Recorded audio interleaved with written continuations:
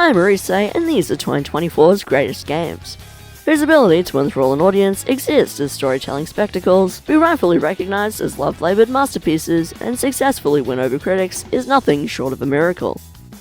And luckily for us, this amount of praise typically comes with even more speedrunning potential primed for the taking. And take they did. As always, I'm Maurice, and it's time to uncover the most broken AF world records of 2024's greatest games, starting with the addictive poker roguelike deck builder that is Balatro.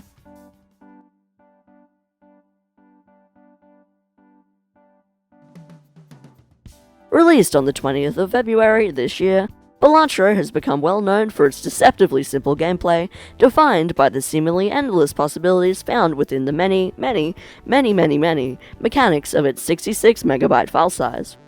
And although many runners have used said mechanics to reach nan infinity in mere minutes, there's another part of this game worth delving into.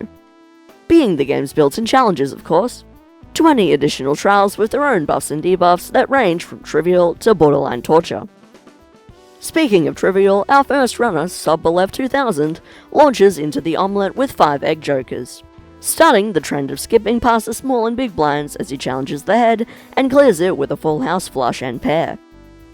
Selling eggs for standard zany and flashcard jokers, our runner clears the next 2 antes with a combination of flushes, high cards and pairs, replacing his weakest jokers with a blueprint, half, bank card and throwback and running it back for a W.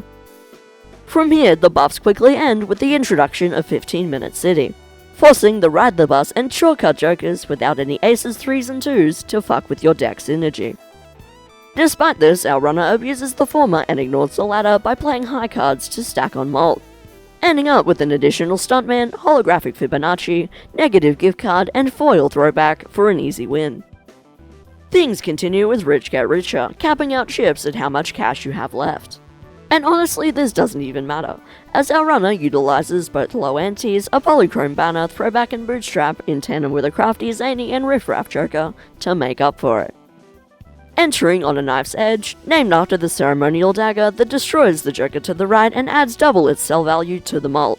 Something you can see as he plays a small blind, purchases a blue and egg joker and has the latter destroyed for a permanent +4.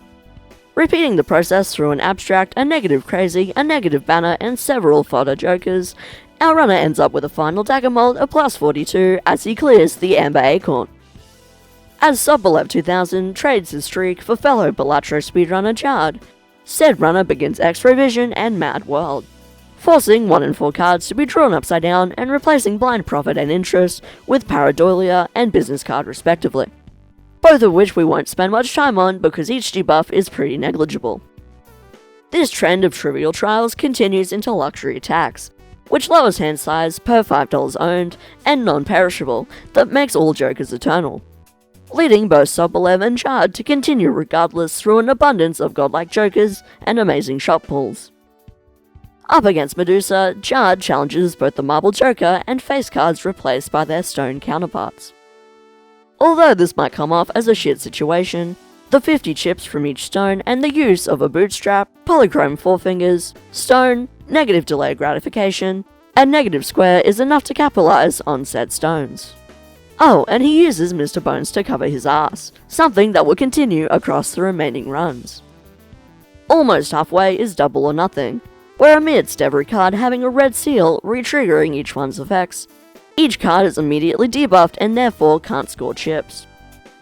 Due to this, our runner plays a full house to breach 300 and from there plays a high card in tandem with a polychrome Pareidolia, foil red card, foil blue, holographic Diet Soda, Ride the Bus, holo standard, bootstrap, polychrome smear, and supernova to circumvent said debuffs.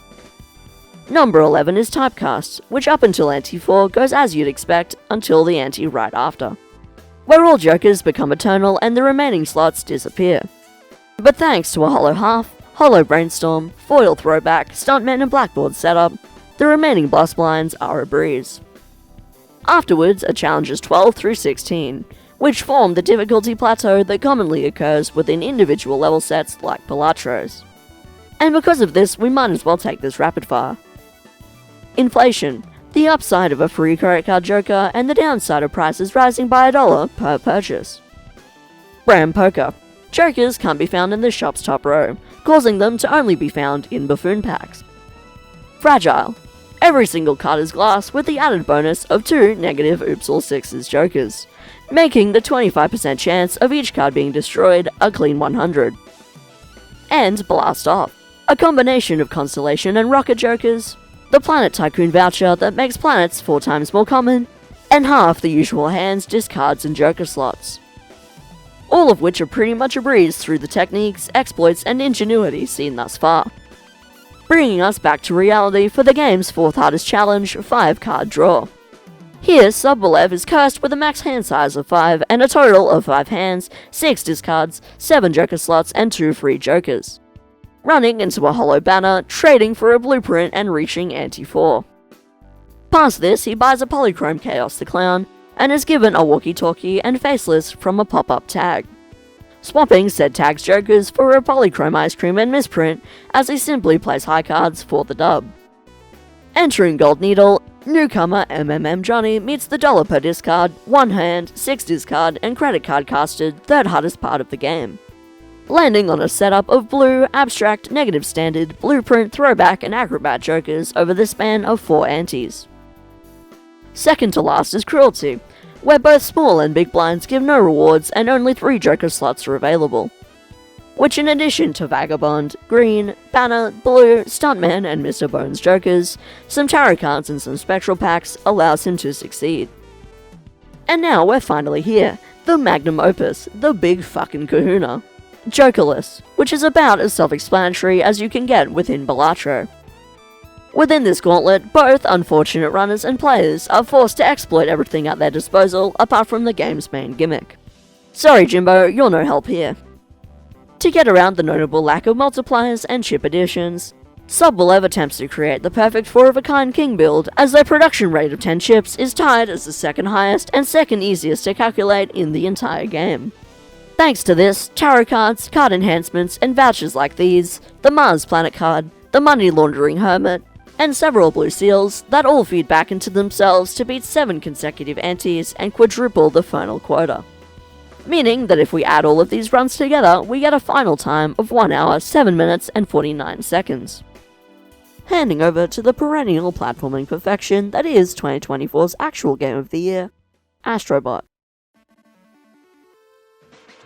Released on the 6th of September 2024, Astro Bot is Sony's universally acclaimed attempt at the mascot platformer genre that, despite biting the shit of a certain plumber, has become an icon in its own right through its fresh gameplay, unique character, unending charm, and innovative level design that pays tribute to PlayStation's tenure. Oh, and it also should be noted that thanks to this game's existence, the drought of PlayStation exclusives is finally over, meaning the PS5 actually has games! Shame it took 5 fucking years, man, what took you so long? Good to see you might actually have your shit together, Sony, after that Helldivers fiasco. And whilst my sponsor opportunities are quickly disappearing, we might as well continue into the run itself. Skipping introductory cutscenes and a shitload of exposition, runner BDUD5 lands on the sand dunes of this planet, activates the satellite, leaves the game to skip even more cutscenes, and runs into Space Bully Nebulax, who takes the console's memory with them and leads our runner into the Gorilla Nebula's Sky Garden. Avoiding boopies, climbing this rock face, and unzipping this fish tank, our runner floats upwards, swims forwards, and crashes into the finish, before sending back bots as they reach the Aztec Trail. Magically opening doors across the open ruins, BDUD continues inside, grabs frog gloves, and uses them to round this corner, triggering the physics simulations of these nuts and wumpa fruits, flinging upwards and taking this wormhole into the finish. In the Lost Level fan club, our runner flies past the structure's enemies and navigates wind-powered platforms, leaving the level, re-entering the crash site and ditching it yet again to save time and enter the creamy canyon. Wait, what the fuck is it called? As he runs through icing, slides over ice, climbs walls and nabs several bots, BDUD cuts corners, skips intended puzzles, falls down below and scales several icicles, completing his robot set bar 1 and exiting the level.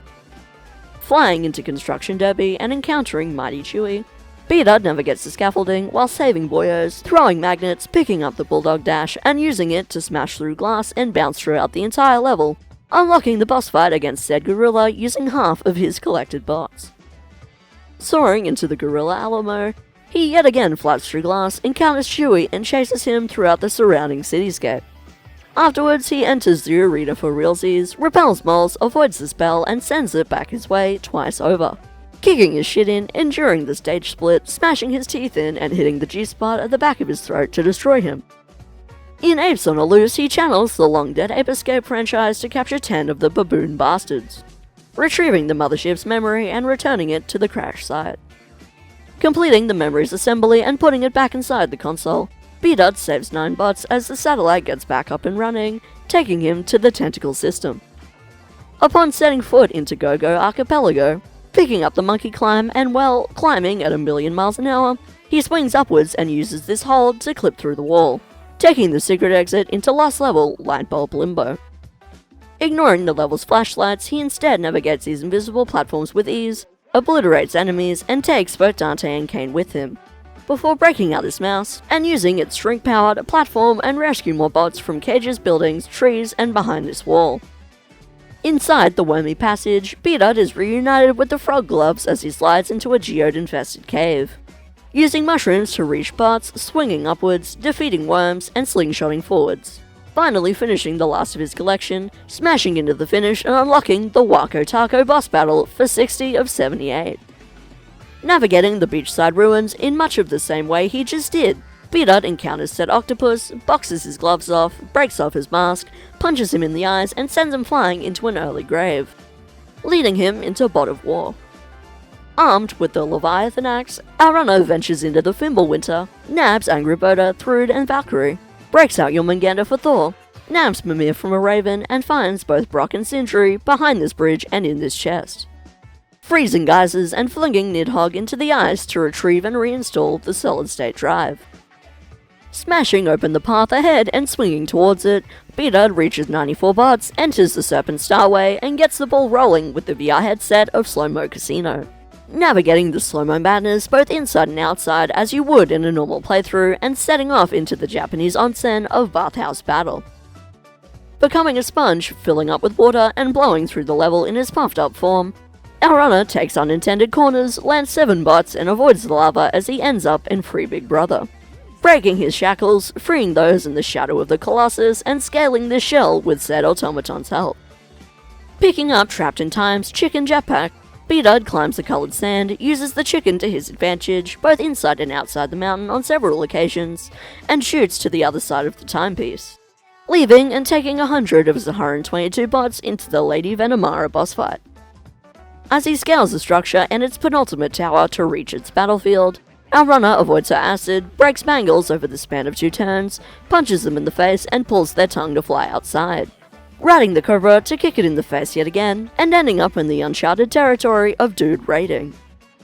Running and gutting through the jungle, B-Dud peeks the bow of this ship, swings off vines, jetpacks, and tops his submarine for Victor, Chloe, Nadine, and Alina, before entering the Aztec Pyramid, grabbing Francis and Sam, and climbing, killing, and running from spike balls through the monument.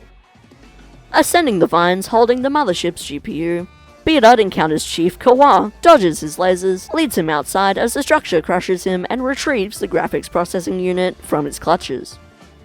From here, he reinstalls it at the crash site, reaches 136 bots amongst the snow and ice, and makes it to the Camo Cosmos, entering its first level, the Hieroglyph Pyramid. Tricking the game into breaking this bridge and landing higher than intended, our runner jetpacks and spins through the area, swings off ours, and grabs several bots including Lara Croft, before sliding through the pyramid into the goal and flying sky high into Balloon Breeze, reuniting with Big Brother and the Octo Balloon to grab Klonoa and float between plant pots. B-Dud grabs bots in the rain, unleashes uplifted balloons, and takes them even higher into the finish, leading to the semi-open world of Bubbling Under.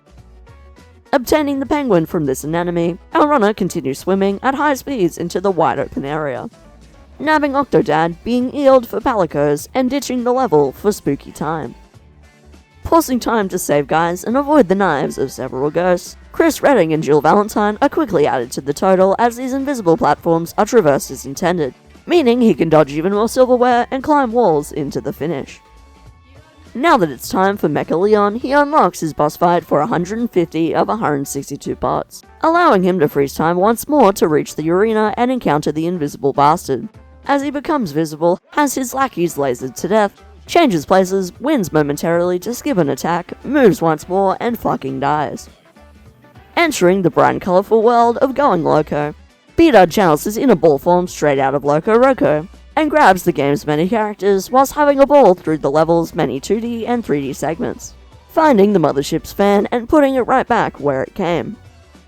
Scaling the sandstone, rolling this bowling ball, getting to 175 bots, and launching into the game's final world, the Feather Cluster.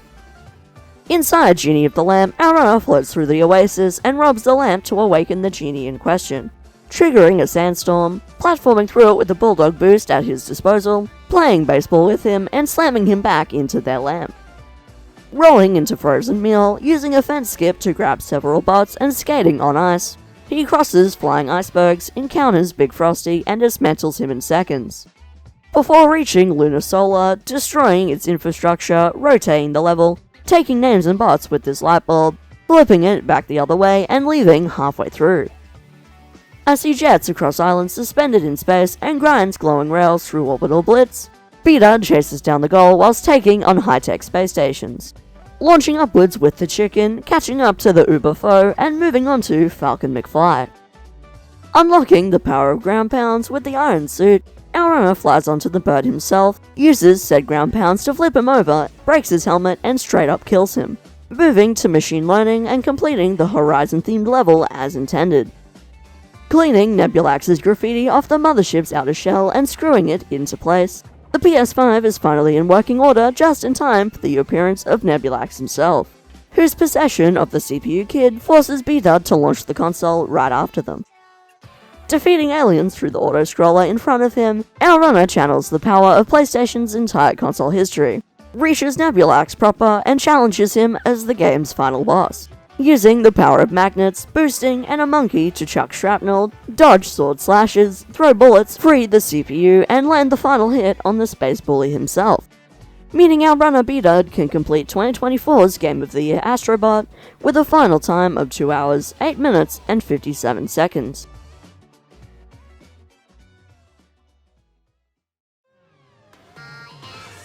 So, those were the many broken AF World Records of 2024's greatest games for you. From Cardslingers to platforming perfection, both created as pure labours of love, you're bound to find a masterpiece that will take you on a beautiful journey to last hundreds, if not thousands, of well-spent hours. And honestly, I'm on page 6 of this script 2 weeks later, so that's as good as a send-off as you're gonna get 2024. If you enjoyed this video, then feel free to check out my previous one on the many broken AF World Records of modern Sonic history. In the meantime, if you want me to break down the speedrun of your favourite games releasing this year, then by all means suggest it in the comments below, and I'll see you guys next time. Orise out.